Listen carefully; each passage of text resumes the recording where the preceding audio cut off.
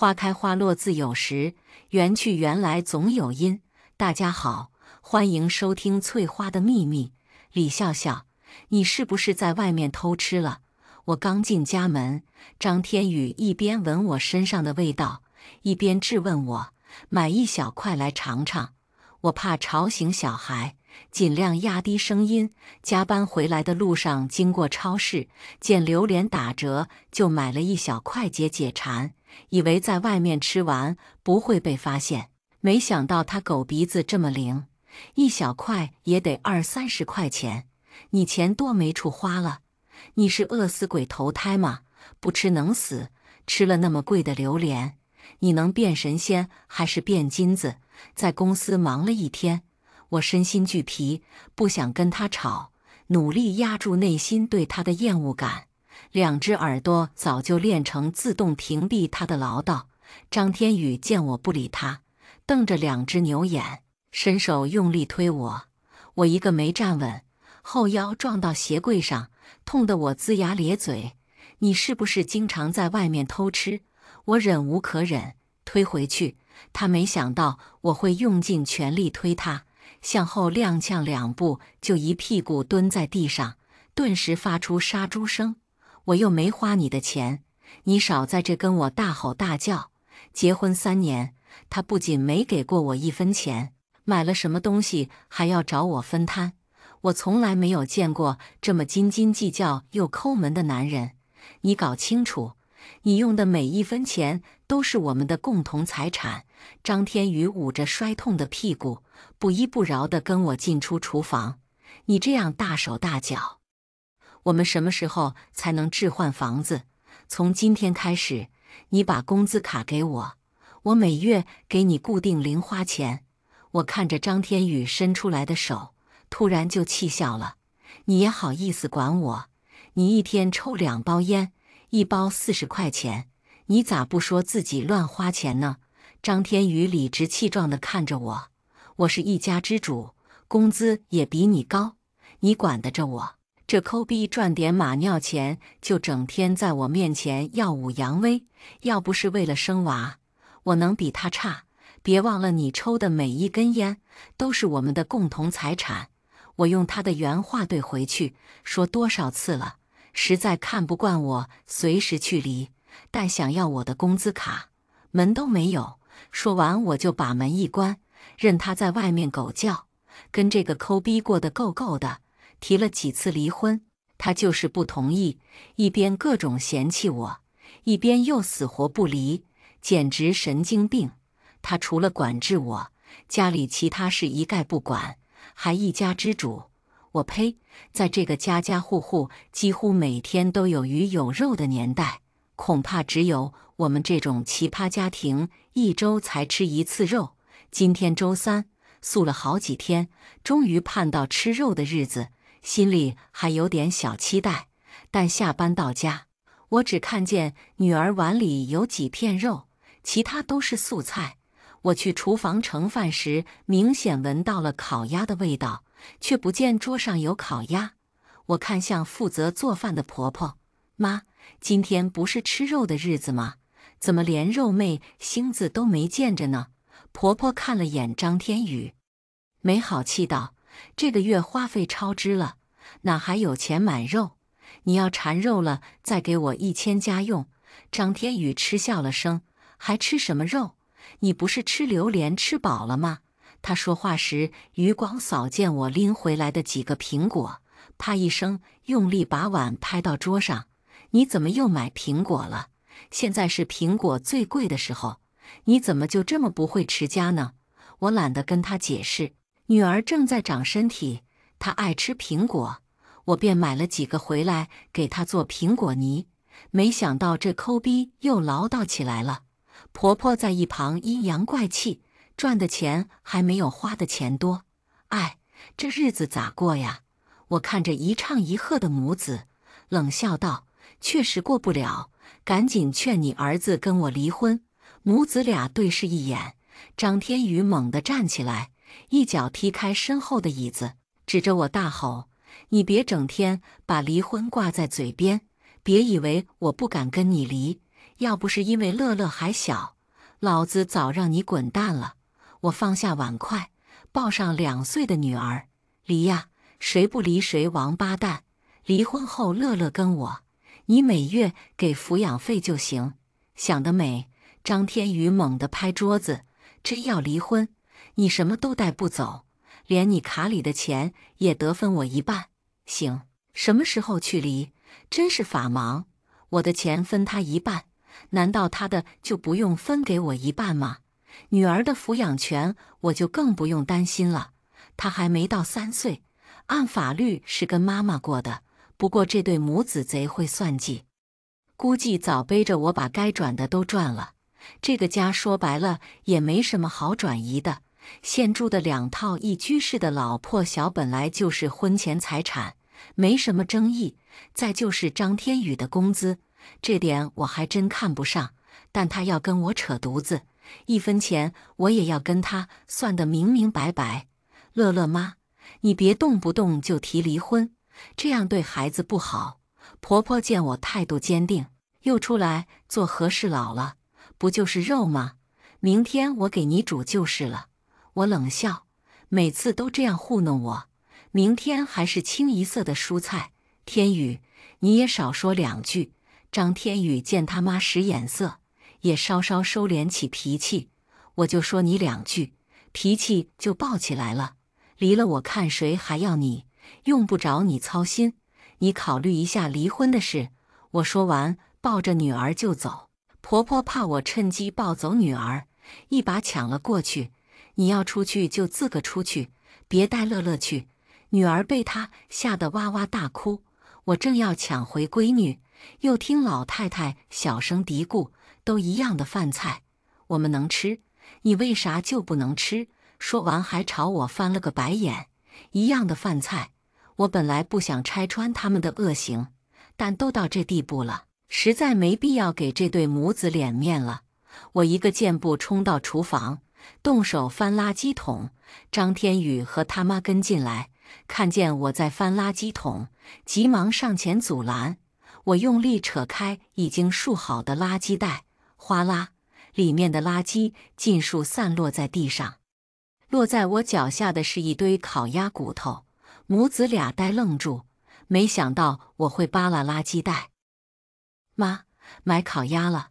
我盯着婆婆左右闪躲的眼神，这就是你们说的一样的饭菜。张天宇站到婆婆前面，脸不红心不跳地朝我吼：“我妈买烤鸭怎么了？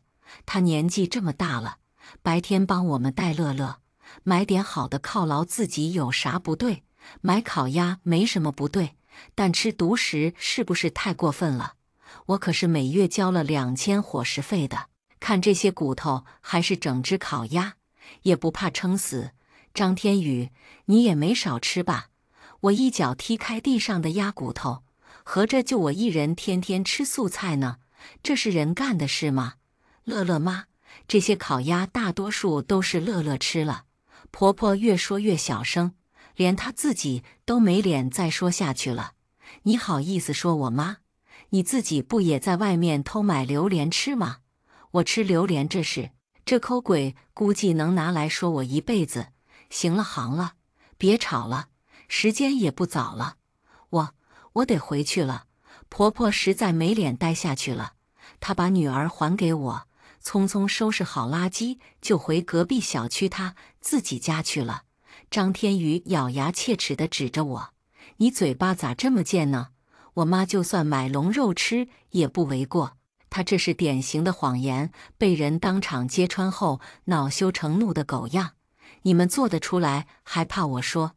我懒得理他，准备把女儿抱进屋里哄睡，再跟他谈离婚的事。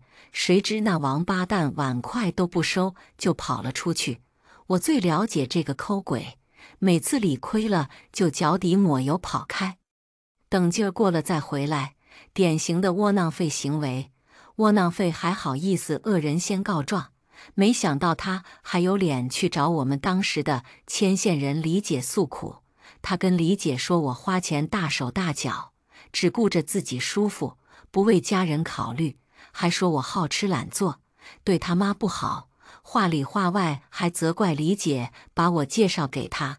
李姐中午就端着饭来问我到底怎么回事。事到如今，我也只好把家丑一五一十地告诉李姐。李姐听了都震惊半天，这都什么年代了，一个星期才吃一次肉，这张家也太欺负人了。我苦笑，他们对自己可不抠，只是针对我。母子俩经常趁我没到家就先把好吃的给吃了。李姐叹息，都怪我瞎牵线，把你给害了。我和张天宇确实是经过李姐才认识的。李姐的大姑子和我婆婆认识，婆婆向她大姑子打听适龄女孩，她大姑子跟李姐一说，李姐听说对方有2套房，以后还不用跟婆婆住，觉得挺好的。她寻机会去见了张天宇一面，觉得这人长得挺周正，也懂理，便把他介绍给我。婚后才发现我们都被他的表面现象给欺骗了。这事怎么能怪李姐呢？你别听那王八蛋胡说八道，说白了是我自己眼瞎，被他当初的假象给骗了。我和张天宇处对象的时候，他并没有表现出抠门爱计较的本性，是婚后才暴露出来的。难怪你这2年瘦了这么多，还说自己在减肥。李姐心疼地把自己的鸡腿分我一只，我没那么笨，想吃肉了我就自己在外面买着吃。我收拾愁着怎么摆脱这家人。我和李姐同在一家木器公司上班，虽然不同部门，但经常一起吃饭。她以前老问我为啥带的饭全是素的，我不好在她面前说张家的奇葩事，只好谎称减肥。那接下来你有什么打算？离婚？我也不隐瞒李姐了。笑笑，我不是要劝你，遇到这种人我也受不了，但你要先想好孩子咋办。李姐的丈夫因公牺牲，她一个人拉扯孩子从小学读到大学，其中当爹又当妈的那股辛酸和不易，她是深有体会的。你再好好考虑清楚，不管怎么样，我都支持你。李姐拍拍我的肩膀，已是站在我这边。对了，李姐看看四周，小声道：“告诉你一件事，我们老板要移民，准备把全国各地的门面优先卖给员工。真的，这事儿太突然了，之前一点征兆都没有，千万别声张，年底会公布消息。”李姐笑道：“你之前不是嚷嚷着要开一家属于自己的店吗？这会儿机会来了。我确实梦想着要开一间属于自己的木器铺，但以现在的状况来看，这辈子都不会实现。这种机会确实难得，这事儿我得好好琢磨琢磨。”我脑子还在想着盘店铺的事，闪神时打开了家门，突然2只包裹嗖一声就朝我脑袋飞过来，我闪躲不及，包裹兜头就砸下来，痛得我脑子一抽一抽的。张天宇，你是不是有病？李笑笑，你一天不花钱心里就不舒服是吧？张天宇像个骂街的中年妇女，叉着腰堵在门口不让我进去。我火气瞬间上来，用力把包裹丢回他身上，看看我买的是什么，有没有一样东西是我给自己买的。我用力撕扯掉包装盒，孩子的尿布、换季衣服，他妈要的厨房用品，全部一股脑的甩到他身上。睁大你的狗眼看看！我气到失去理智，上前就跟他对打。他妈从厨房冲了出来，对我骂骂咧咧的：“反了你了，自己的男人都敢打，乡下的野丫头就是不能娶，就你们这种抠逼家庭，只有眼瞎的人才会嫁。”我承认自己眼瞎了，瞎得彻底。张天宇怕我挠他，躲得远远的。虽然不是买给你自己的，那还不是怪你平日没省着用。老太太在一旁添油加醋，我用旧衣服做了多少尿布，她不用，非要去买那些死贵死贵的。看着这对抠出天际的母子，我道：“教你们一种最省钱的方法， 1秒前还恨不得吃了我的母子俩。一听，双眼亮得跟300瓦的电灯泡似的。我指着窗口，从这跳下去，以后1分钱都不用花了，贼省钱。两人又用杀人的眼光怒瞪着我。张天宇朝我走近2步，手握成拳：“你在胡说八道，信不信我揍你？”我斜他一眼，抱起被吓得躲在墙角的女儿：“你们觉得这日子过下去有意思吗？还是尽早离了，各自安好？行啊，你把手里的钱拿出来分，分完我就同意离婚。”张天宇刚说完不要脸的要求，就被他妈打住：“乐乐妈，你怎么就不为乐乐考虑一下呢？没有完整的家庭，对孩子的成长不好。我觉得继续过下去，对我女儿的成长更不好。我很清楚，张天宇和他妈对我也已经忍耐到极点了，但我不明白他们为啥拖着不离婚，似乎有什么目的。我仔细想了又想，除了自己存的10几万块，再也没有值钱东西让他们好惦记的。中午我请李姐到外面吃饭，我们点了5菜1汤，吃到撑。要是让张天宇和他妈知道你请我吃这一顿，估计能肉疼1个月。你少说了，他们能肉疼半年。说完，我俩哈哈大笑，太奇葩了，真让我大开眼界。李姐摇摇头，问我：“你想好了吗？离婚是必须的。”我把张天宇和他妈拖着不肯离婚的事告诉李姐，李姐帮我一分析，觉得他们肯定想在我身上多捞点。我是在宣城农村长大的，父母都是农民，家里也没什么财产。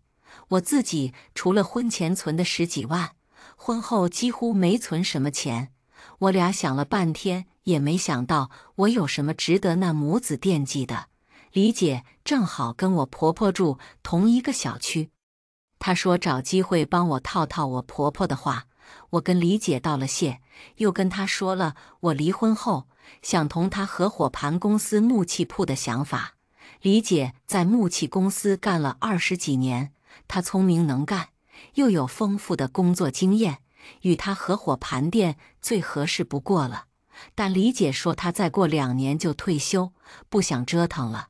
合伙盘店的计划破灭，我只能再想别的办法。没等我想出个所以然，就接到我妈的电话。她说我爸被人撞了，现在在医院。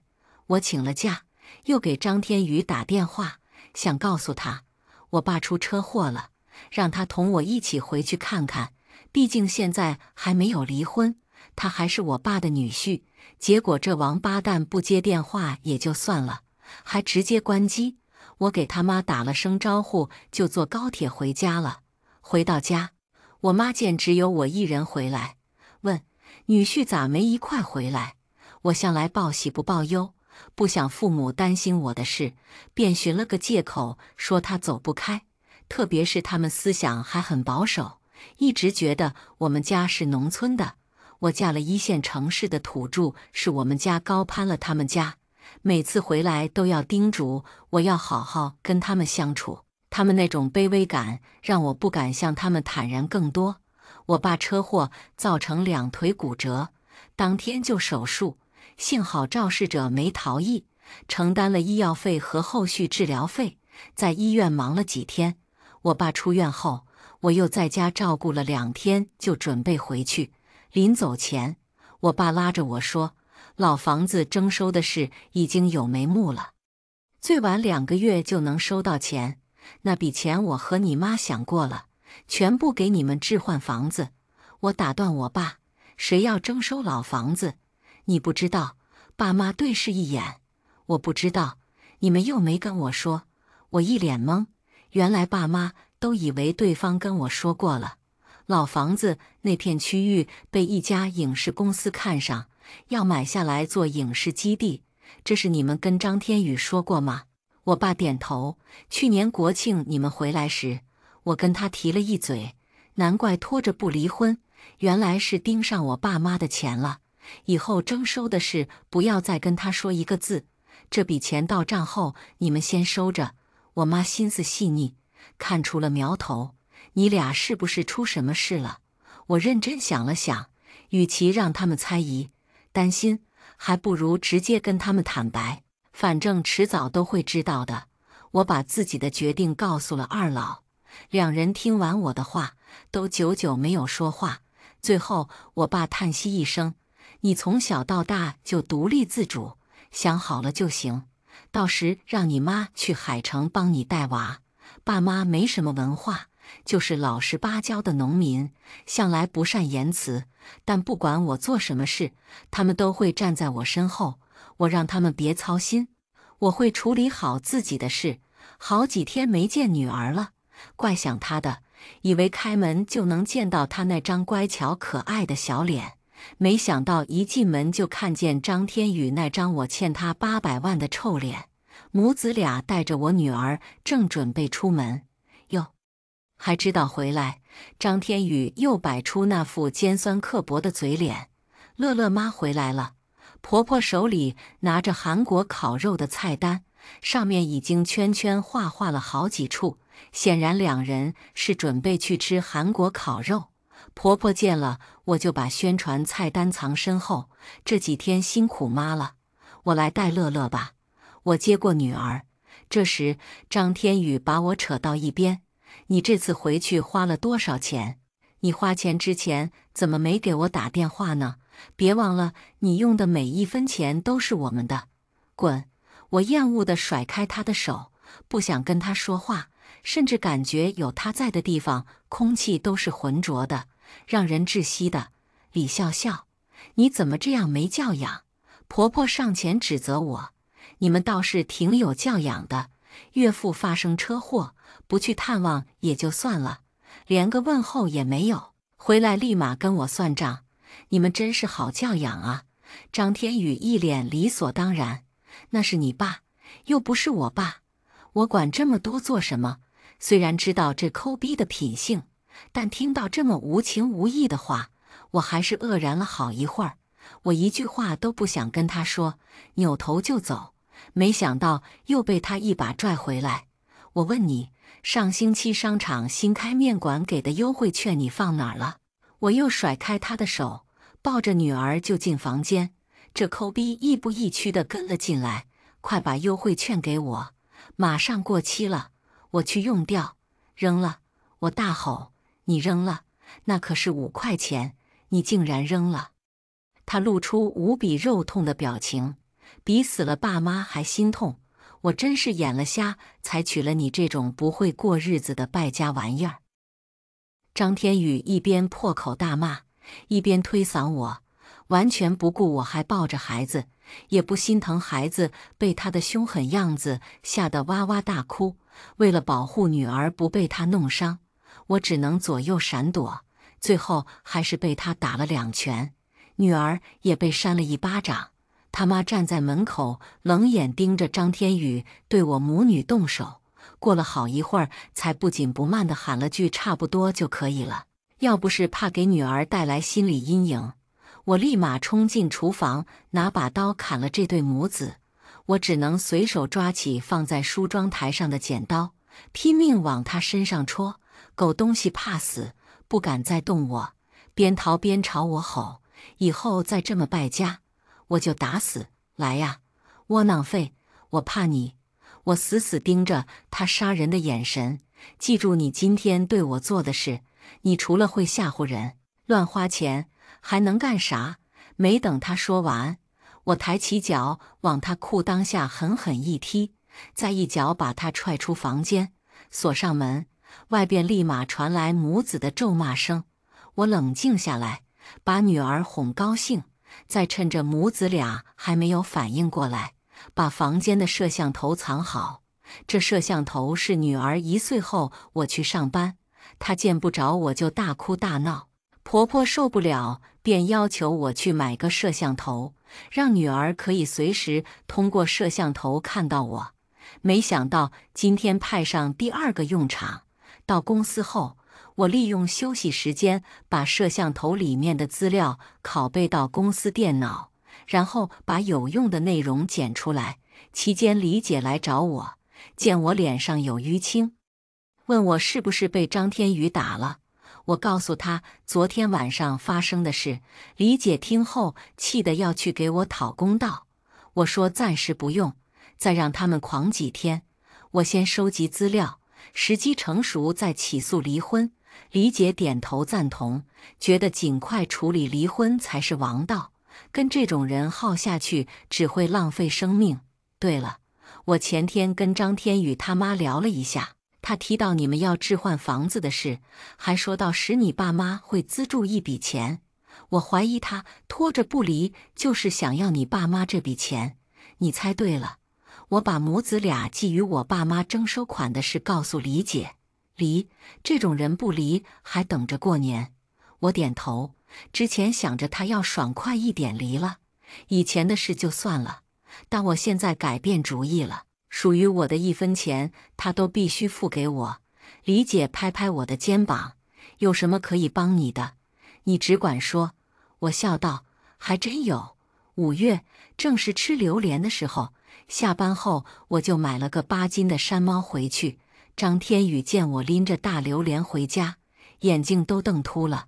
他正要唠叨，我把榴莲举得高高的，立马就把这抠逼吓得撒腿就躲进厨房。没一会儿，婆婆就端着2碟素菜出来，绷着一张臭脸：“乐乐妈，都要吃饭了，怎么还买这么大一个榴莲回来？这得花100来块钱吧？100来块，你买榴莲壳呢？”我轻蔑地斜去一眼，抱起闺女坐在沙发上，开始剥榴莲壳，然后给闺女1块我1块。2人吃得可欢了。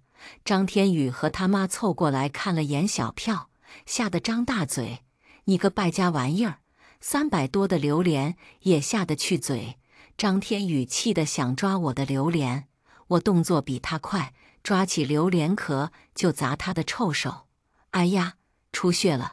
母子俩同时惊叫：“你这女人咋这么恶毒呢？昨天差点毁了我儿子，今天又这样打他，这日子没法过了，没法过了！”老太太一边跺脚，一边嗷嗷叫。张天宇抱着手疼得龇牙咧嘴。我和女儿悠哉悠哉地吃着榴莲。没一会儿，门铃响了，那是我点的法式小牛排到了。我把2人份的牛排摆到桌上，把老太太煮的2碟素菜推到他们面前，然后切了一小块牛排给女儿，笑眯眯地问：“好吃不？”女儿一脸幸福：“好吃，妈妈也吃。”张天宇和他妈又目瞪口呆地看着我俩享受着小牛排。张天宇咽了咽喉咙，然后又看了眼收费单，顿时宛如割了他身上的肉。这点牛肉要380，你吃金子呢？我眼风都不给他，继续享受烤得又嫩又香的牛排。老太太一听，深吸一口气，然后给张天宇使眼色，示意他赶紧下手。我眼疾手快，抓起剩下的小牛排就啃。李笑笑，你别太过分了。过分吗？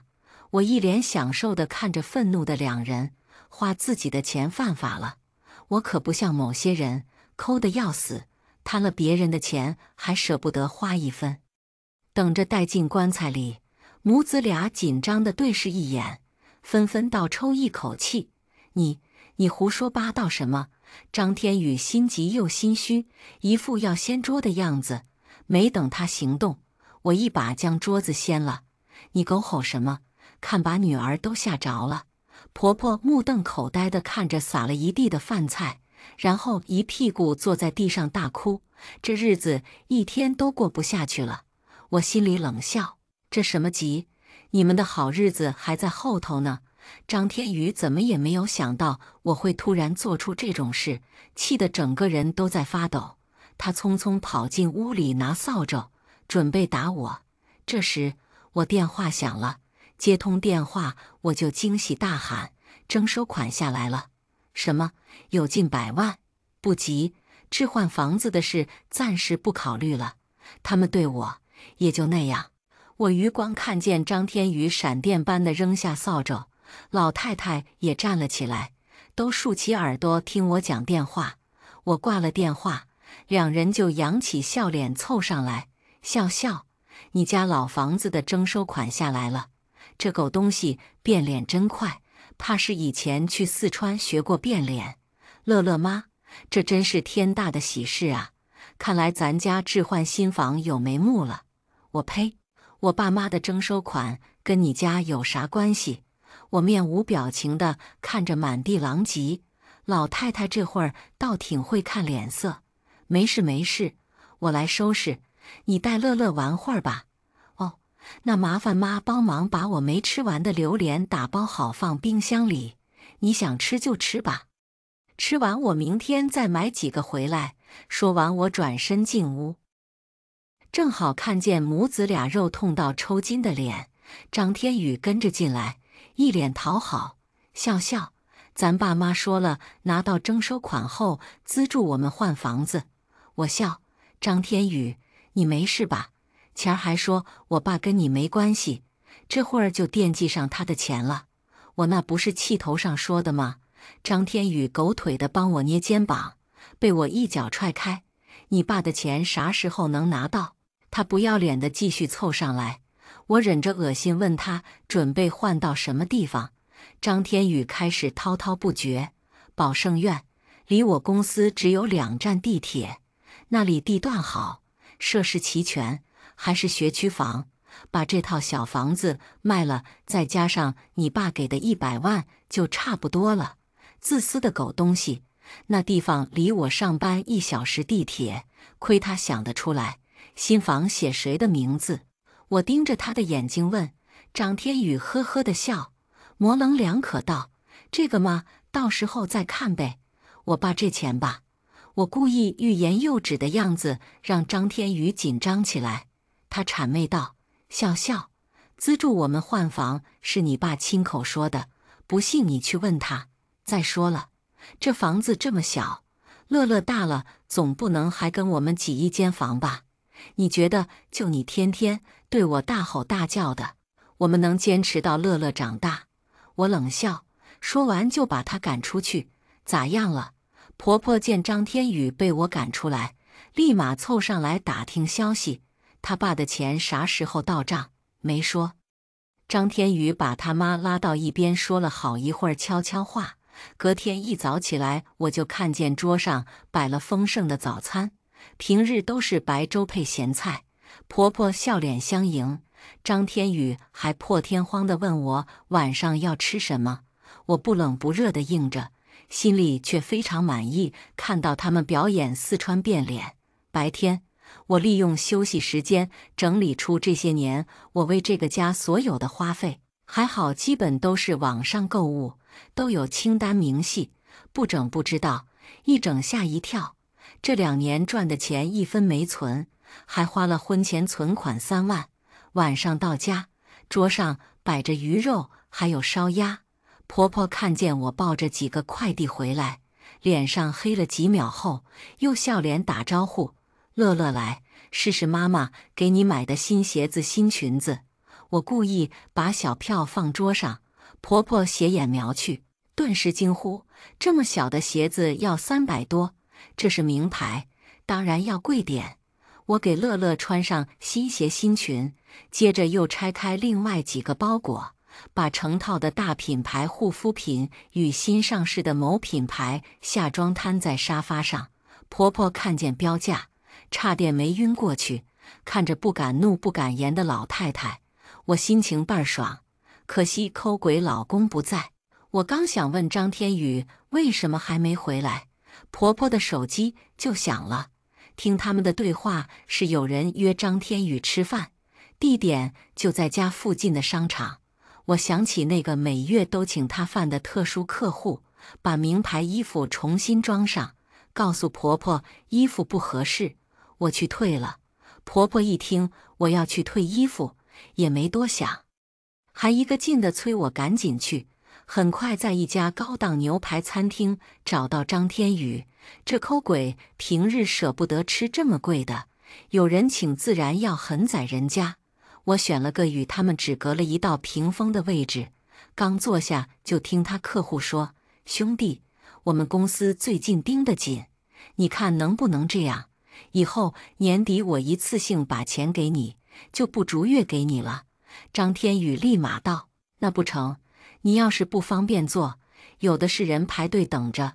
要不是看在我俩合作了这么多年的情分上，我早换人了。我也是没办法。再说了，我被公司查出来了，你们公司也知道你做的事，你就不怕？没钱才怕。”张天宇一脸贪婪：“放心吧，我们都是现金交易，查不出来的。”两人又聊了近1个小时才散。我跟在张天宇后面回家，一开门就看见张天宇把厚厚的一个信封交给他妈。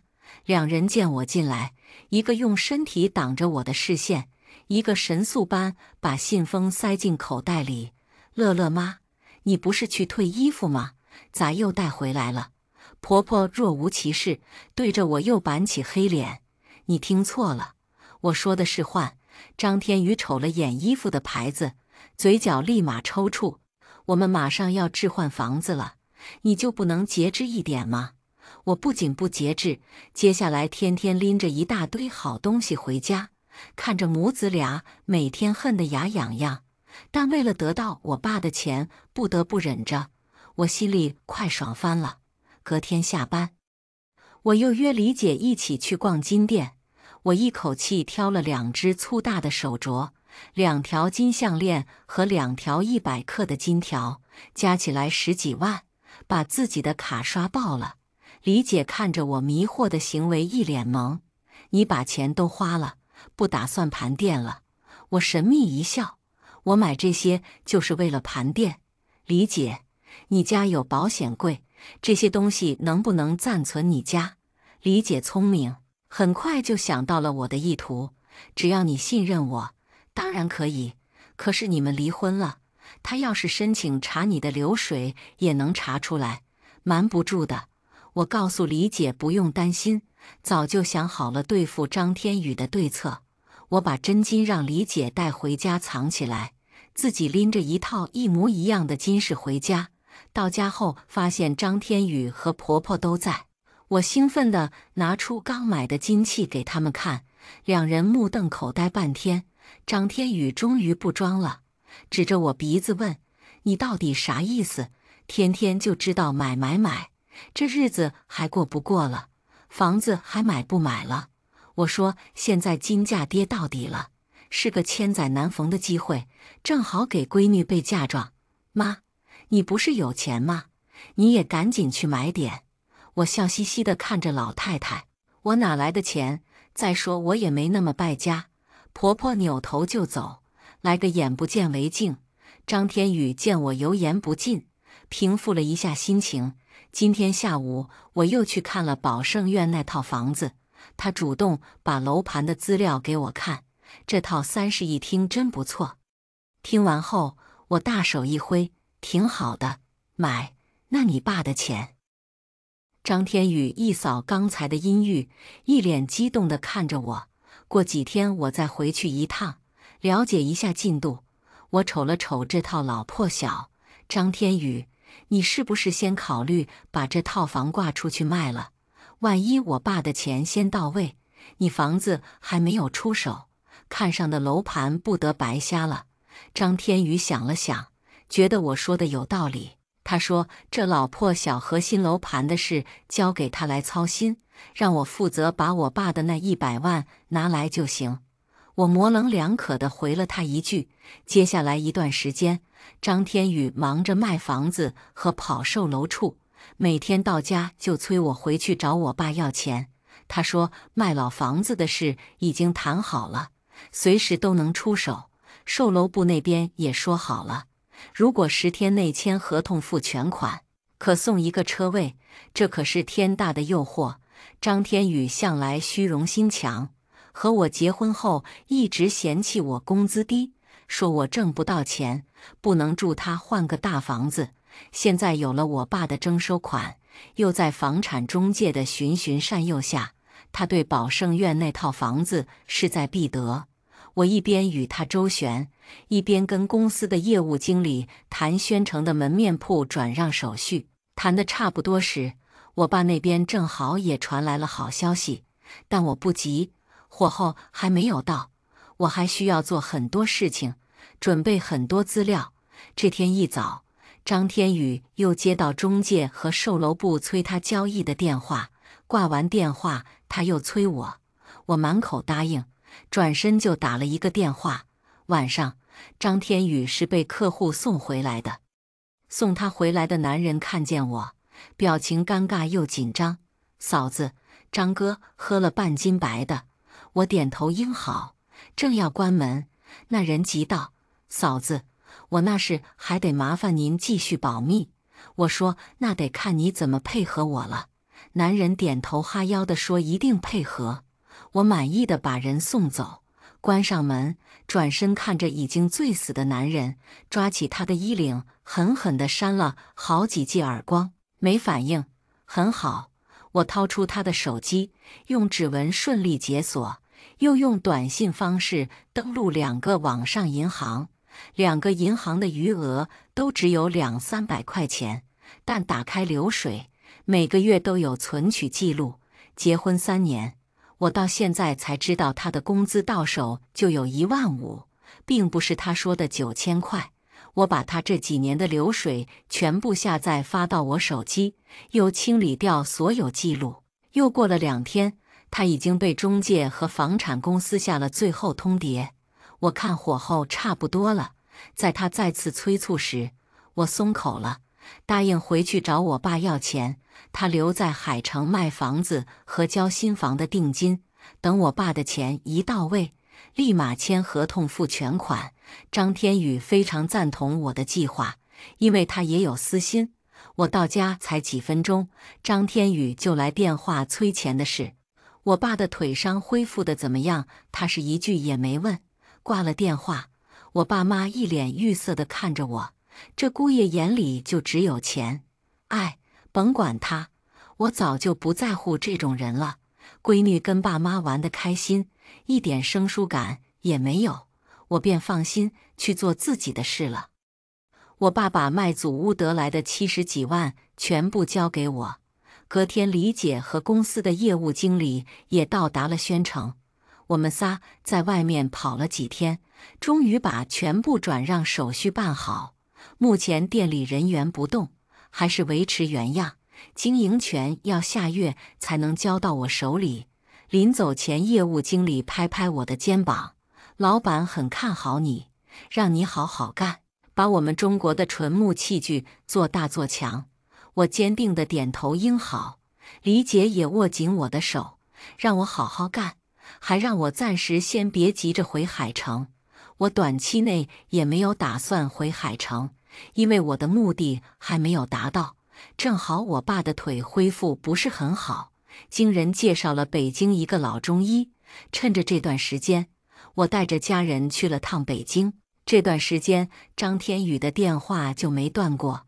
他说他已经把我们住的老房子卖了，东西搬到他妈家了。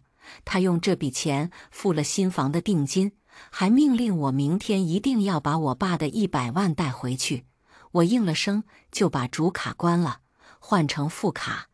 后天我打开主卡，发现有100多个未接电话，微信也炸了。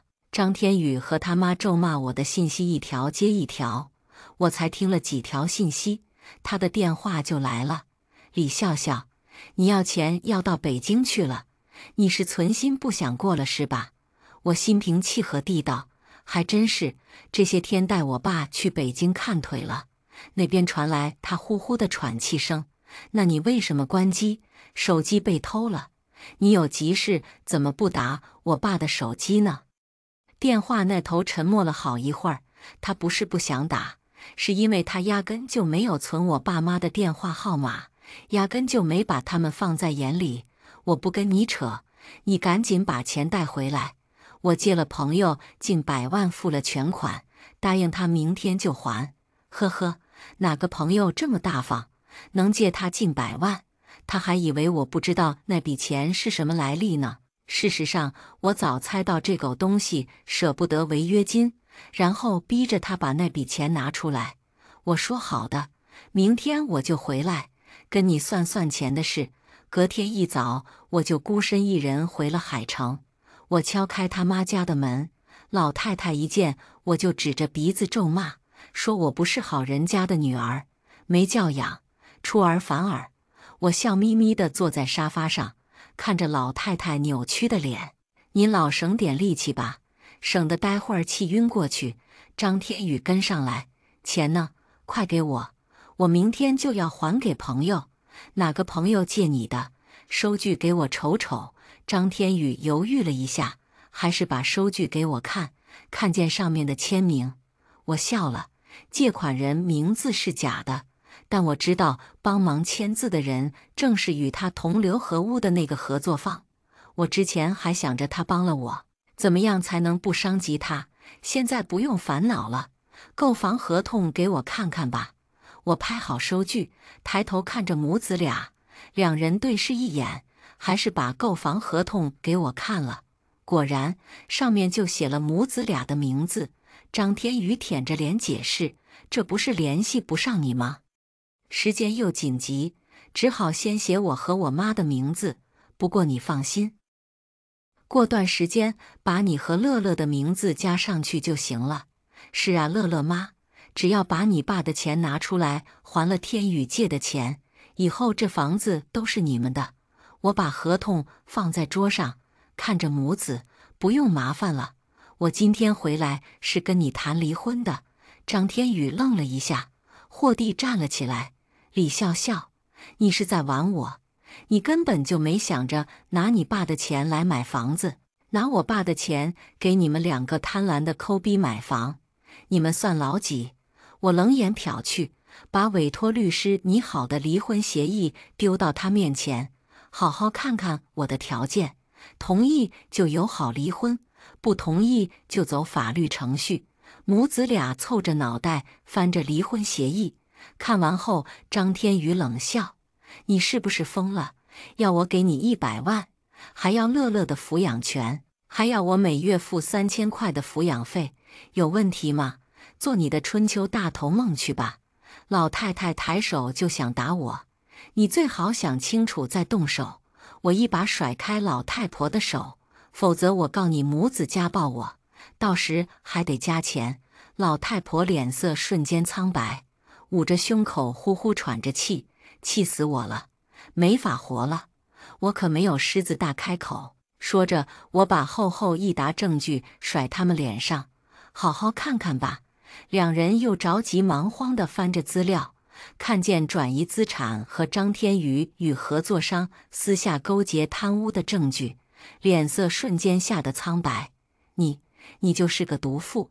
老太婆一口气喘不上来，瘫倒在沙发上。比起你们，我离毒妇还远着呢。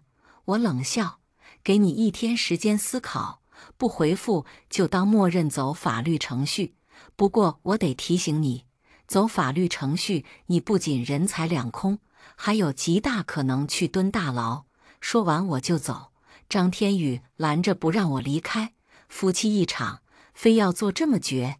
你把我弄倒了，对你也没有好处，就是念着你是乐乐的爸爸，所以才给你2个选择。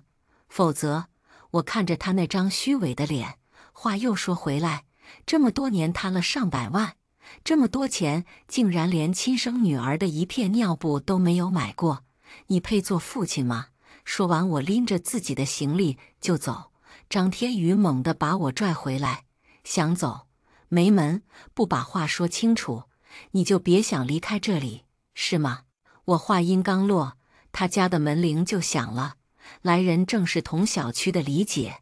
哟，你们这是干嘛呢？李姐进门就挡在我面前，小两口吵架了。李家妹子来得正好，这个贱人要离婚，还要我家给她100万。李姐黑脸，天宇妈，你当婆婆的怎么这样说儿媳呢？她是贱人，那你不得是老贱妇？老太婆被李姐对得哑口无言。笑笑为啥要离婚，我也听说了一二。我说天宇妈，当初你们可是答应要把笑笑当亲闺女对待，我才把她介绍给你们的，结果怎么样，就不用我多说了吧？要不是笑笑拦着，我早上门找你们说理了。”老太婆还想反驳，却被张天宇一把拦住，一脸讨好：“李姐，我知道错了，我以后一定对笑笑好，麻烦你劝劝她别离婚。”李姐黑着脸：“你早干嘛去了？你要觉得亏欠她，那就跟她好聚好散，该给的补赔就给，否则……哼，笑笑，我们走。”李姐说完，拉着我就走。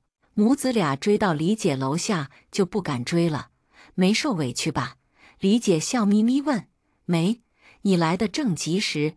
李姐拍拍我的手，这次好好跟他们算清楚，把以前受的委屈都补偿回来，那是必须的。隔天一早，我刚从李姐家出来，就看见张天宇胡子拉碴地站在楼下等我。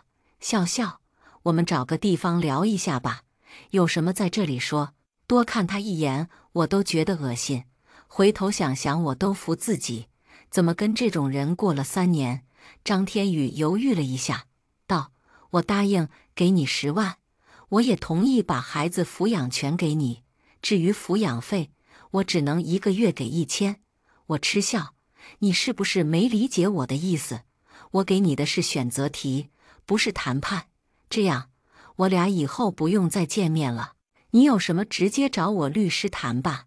离婚协议后面有他的联系电话，我最多给你12万。”张天宇追上来：“我真没那么多钱了，而且你清单上面有很多不合理。”我猛地转身，死死瞪着他：“哪一条不合理？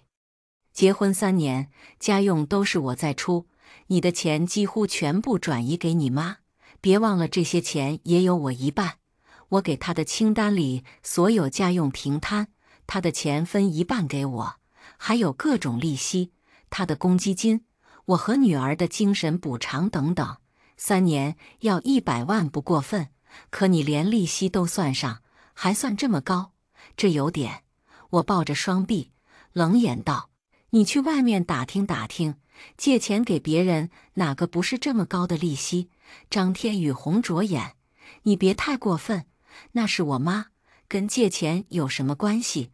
是你妈又不是我妈，在我这就叫借钱，别在这浪费时间了，赶紧想办法弄钱去。”张天宇扑通一声跪在地上：“笑笑，求你看在乐乐的情分上放过我吧，你也不想乐乐有个坐牢的爸爸。”言下之意是他宁可坐牢，也不愿意给钱。你的意思是走法律程序？那行。我正准备拨号，却被他一把抱住腿：“别打，我去想办法筹钱。你给我1个星期时间，我最多再给你1天时间。我还是太仁慈了，还多给这王八蛋1天时间。”张天宇当天就去咨询了律师，了解下来情况确实对他不妙。第2天他妈又把我堵在李姐家楼下，扯住我又哭又闹，说我和他儿子结婚的目的就是骗钱。我一把将他撂倒在地上，一脚踩着他的背，让他死死趴在地上，然后打开喇叭，七撞305的周海婴。虐待儿媳，1个星期只准吃1次肉。母子却大吃大喝，还伙同儿子转移财产，试图欺骗我父母钱财。我一手举着大喇叭，一手举起手机，手机屏幕播放平日老太婆做的菜，母子咒骂我，对我动手的视频。小区的大爷大妈都聚过来，对周海婴指指点点。这都啥年代了，1星期只煮1次肉，这住的是和尚庙吧？难怪平日买菜不见他买肉。他给亲孙女买水果，还专门挑水果摊里的处理品，省成这样。趴在地上的周海婴拼命挣扎，嘴里不停地骂着难听话。我低下头，小声对周海婴道：“你再多说一句，我不介意当着整个小区的人说出你儿子贪污的事。”周海婴吓得立马噤声：“各位邻居，打扰了，正所谓家丑不可外扬。”我诚恳道歉，又当着全小区的面把这母子俩平日看不起我和我家人，虐待我和女儿的事说了一遍。邻居们都同情我，安慰我：“纷纷指责周海英虐待外地媳妇。经此一闹，周海英在这个小区彻底抬不起头。母子俩回去商量，把他家也卖了，老老实实的付了我100万。贱人，钱给你了，还拖着不跟我儿子离婚，你什么意思？收到钱后，我并没有急着离婚，母子俩又把我堵在路上，我们的账还没清算完，不着急离婚。我笑眯眯地看着两人，我买给我闺女的那些金器，你们还没还给我呢。母子俩对视一眼，开始装傻。金器？什么金器？你的金器跟我有什么关系？你不要故意找借口拖着不离婚，我儿子还等着娶新媳妇呢。我笑眯眯地打开手机，把老太太进我房间偷走金器的摄像给他们看，再把购买金器的发票给他们。若少付1分钱，我就把这些全部交到警察局。李笑笑，你就是个心机恶毒的毒妇！张天宇气得脸部扭曲。谢谢夸奖，对待什么样的人就得用什么手段。张天宇生了会儿闷气，道：我要所有的视频，要所有资料，你若敢留底，我不会放过你的。我冷脸，你以为你还有资格跟我谈条件？不给我马上报警！说完我就走。母子俩把我拦住，这些金器也有我一半，我只能付你1半钱。我斜你一眼，甩都不甩他。我给。收到钱后，在李姐的陪同下，我们当天就去民政局把婚离了。拿到离婚证书时，我深深吸了口气，这3年来的委屈终于得到释放了。我在海城又待了几天，收拾行李，办理各种手续，正准备回宣城时，我妈打电话来了，说张家母子带着人去抢我女儿。我爸的腿本来就没有恢复，因护着我女儿，现在伤势加重，还好村里人帮着把他们赶出村。这王八蛋出尔反尔，离婚协议写着女儿的抚养权是我的，他可以每周去宣城探望1次，现在却带人去抢。对，那就别怪我也出尔反尔。我把张天宇与合作商勾结贪污的资料以速递方式全部寄到他们公司，现在他应该焦头烂额了。回到宣城，我妈帮我带孩子，我全心全意投入经营木器铺。又过了一段时间，李姐给我打电话，她说张天宇不只是贪污公司钱款这么简单，他还偷了公司产品配方卖给对头公司。他们公司不同意和解，不仅要赔钱，还要他坐牢。一审下来判了8年。老太太天天去他公司去闹，撒泼打滚时血压突然飙升，脑出血，没抢救过来。听到张家的消息，我心情很平静，因为我一点也不意外他们的结果。张天宇最终还是被判了8年。这8年，我努力经营木器铺，现在已经开了5家分铺，还经营了1家工厂。我的产品价格公道，质量保证，款式齐全。我本人有诚信，不拘小节，受到许多木器爱好者的欢迎。慢慢的，在这个行业也积累了一定的人气和人脉。经过多次治疗，我爸的腿也完全康复了。女儿懂事聪明，待人有礼，在学校年年拿第1。这几年我收获满满，幸福感稳步上升。所以，那些还陷在不幸婚姻泥潭里的朋友们，一定要勇敢地脱离不幸的人和家庭，放过自己，让自己重生。今天的故事到这里就结束了。过去终将会过去，但故事已然成故事。您的点赞和订阅就是我更新的动力。期待您给出任何建议，我们下个故事不见不散。